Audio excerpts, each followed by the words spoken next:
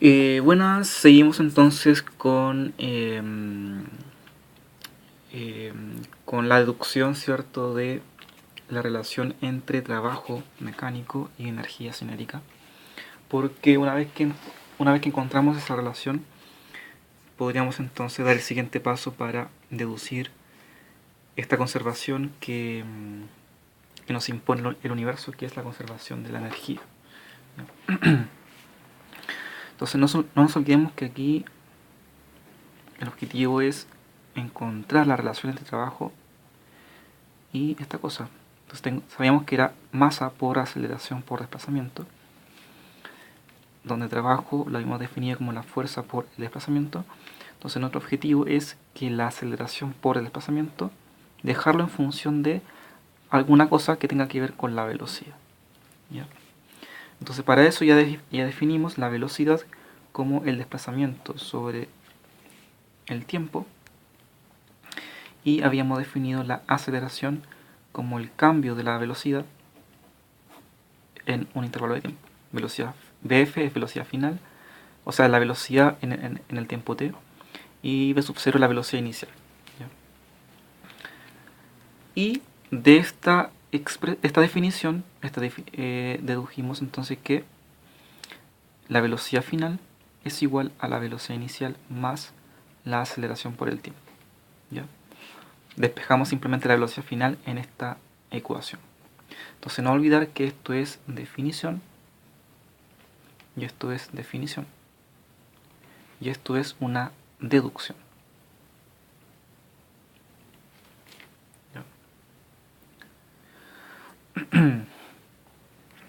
Entonces estas cosas son importantes.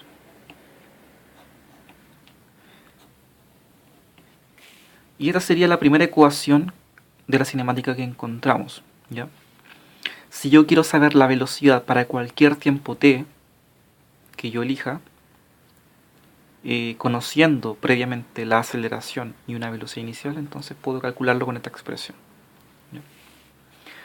Entonces, ahora lo que quiero hacer es encontrar algo parecido a esto, pero en donde pueda meter ya lo que tiene que ver con el desplazamiento, porque aquí me aparece el desplazamiento, entonces de alguna forma tengo que reemplazar este desplazamiento junto con la aceleración, de tal forma que me quede simplemente en función de velocidades, nada más que velocidades. Esa es la idea. Entonces, ¿qué hacemos? Lo primero que voy a hacer es estudiar un poco gráficamente esta cosa. Si aquí en un gráfico el eje vertical represento la velocidad y en el eje horizontal represento el tiempo, aquí tengo el 0, ¿cierto? Y por ejemplo digo, para tiempo igual a 0, o sea, cuando yo empiezo a registrar el movimiento, para tiempo igual a 0 encuentro que por ejemplo la partícula tiene una velocidad determinada, que sería por ejemplo esta, que sería, no sé, 2 metros por segundo. ¿Ya? Entonces el punto sería este. Para tiempo igual a 0, cuando yo empiezo a medir, registro que la partícula tiene una velocidad de 2 metros por segundo. Para el tiempo igual a 1 segundo, yo registro que la partícula sigue teniendo la misma velocidad, o sea, 2 metros por segundo, entonces sería un punto que estaría aquí. Ahora, a los 2 segundos, registro que la velocidad es esta, la misma, 2 metros por segundo. ¿Ya? Y bueno, si la velocidad es la misma, ya, para infinitos tiempos futuros, entonces voy a encontrar puntos que van a estar todos en una misma línea recta, horizontal, ¿cierto? Que no tendría pendiente. ¿Ya? Entonces esa sería la gráfica para una partícula que tiene un movimiento con velocidad constante. ¿Ya? Entonces es obvio que si tengo este gráfico de velocidad-tiempo, voy a poder saber cuál es la velocidad de la partícula para cualquier tiempo t que yo elija, y en este caso esa velocidad es constante. ¿Ya? Eso en primer lugar. Ahora la pregunta es, ¿yo podré a partir de este gráfico encontrar el desplazamiento de la partícula para cualquier tiempo t que yo elija? Eso directamente no lo podría saber porque tengo velocidad tiempo, no tengo distancia tiempo, pero sí lo podría sacar. ¿Y cómo lo hago? Bueno, veamos la definición de velocidad. Sabemos que la velocidad es igual a desplazamiento dividido tiempo.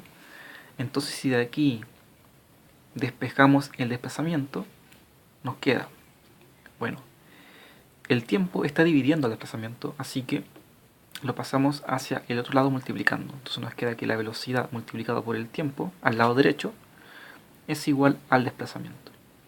Entonces aquí encontramos que el desplazamiento es igual a la velocidad multiplicado por el tiempo. ¿Ya? Y si vemos gráficamente, por ejemplo, si yo quisiera saber el desplazamiento que ha tenido la partícula hasta los 2 segundos, o sea, hasta acá,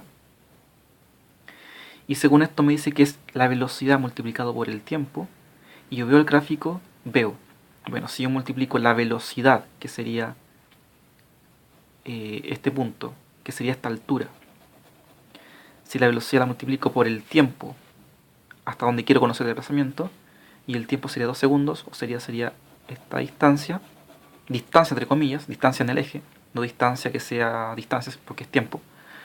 Si yo multiplico la velocidad por el tiempo, bueno, esto gráficamente estoy calculando sencillamente esta área, ¿cierto? Porque si yo tengo un rectángulo donde tiene una base B y una base H y quiero calcular el área de este rectángulo, el área es B multiplicado por H, ¿ya? Entonces, se dan cuenta que aquí el área bajo la recta hasta el tiempo que yo elija, según esto corresponde, es equivalente a el desplazamiento hasta ese tiempo. ¿Ya? Porque aquí tengo que el desplazamiento lo puedo calcular como la velocidad multiplicado por el tiempo. En este gráfico la velocidad viene a ser como la altura de este rectángulo y el tiempo viene a ser como la base de este rectángulo. Entonces multiplicar la velocidad por el tiempo, que es el desplazamiento, corresponde a calcular esta área. Entonces la conclusión que llegamos es que si yo tengo un gráfico velocidad-tiempo, el área bajo la recta, o en general el área bajo la curva, corresponde al desplazamiento. Por ejemplo aquí, ¿cuánto sería el área de ese rectángulo? Sería la base, que es 2, multiplicado por la altura, que es 2, me da 4. Eso geométricamente es el área, pero físicamente corresponde al desplazamiento que ha tenido la partícula hasta este tiempo, que es 2 segundos. O sea, sería de 4 metros. ¿Ya? O sea, la partícula, desde que yo empecé a registrar el movimiento hasta pasado 2 segundos, la partícula se ha desplazado 4 metros. ¿Ya? ¿Por qué lo quise ver gráficamente? Porque si yo hago lo mismo, grafico velocidad-tiempo, pero ahora no para el caso velocidad constante, sino una partícula que tiene una aceleración. Entonces, ¿cómo sería la gráfica? Ya no sería así, porque en este caso es recto, horizontal, porque la velocidad es constante. Cuando hay aceleración, la gráfica sería de este estilo. ¿Ya? ¿Ya? Por ejemplo, cuando el tiempo es igual a 0, aquí, la partícula puede que tenga una cierta velocidad inicial, que sería este punto, velocidad inicial. ¿Ya? En un tiempo t futuro, por ejemplo aquí, a los 1 segundo, por ejemplo, ahora la partícula va a tener una velocidad diferente. Por ejemplo, en este caso sería una velocidad mayor que la velocidad inicial. Por ejemplo, aquí tiene una velocidad v1, que va a ser mayor a la velocidad inicial. Por ejemplo, a los 2 segundos, ahora, en el gráfico, intersecta aquí la recta, entonces le corresponde una velocidad v2 que va a ser mayor que la velocidad v1 y obviamente mayor que la velocidad inicial. Entonces, en este caso, esta gráfica corresponde a una partícula que tiene una aceleración. Y tiene una aceleración positiva, que quiere decir que su velocidad va aumentando con el tiempo. Entonces, si nosotros vemos un gráfico velocidad-tiempo en donde la recta tiene una cierta pendiente, tiene una cierta inclinación, eso corresponde a una partícula que tiene aceleración. ¿Ya? O sea que su velocidad está aumentando. En este caso, velocidad constante, en este caso, acelerado. ¿Ya? Y como acá vimos que el área bajo la recta corresponde al desplazamiento hasta ese tiempo, aquí pasa lo mismo. Por ejemplo, si yo quiero conocer el desplazamiento que ha tenido la partícula hasta los 2 segundos, hasta aquí, entonces sencillamente calculo el área bajo la recta hasta esos 2 segundos, y esta área de esta figura corresponde al desplazamiento que tiene la partícula hasta ese tiempo. ¿Ya? Y el área de esto es fácil calcularlo porque podríamos decir que el área total de esto sería el área de este rectángulo más el área de ese triángulo. Y el área de un rectángulo ya lo sabemos cómo se calcula, y el área de un triángulo también sabemos cómo se calcula. Entonces el área total corresponde al área de este triángulo más el área de este rectángulo. Y eso es equivalente a estar calculando el desplazamiento que ha tenido la partícula hasta este tiempo t. Como ya llegué hasta los 10 minutos, lo dejo hasta acá. Entonces en el próximo video ya calcularemos el desplazamiento y al mismo tiempo estaremos encontrando una fórmula que me permite calcular el desplazamiento en el caso que la partícula tiene aceleración. Eso es todo, gracias por ver el video.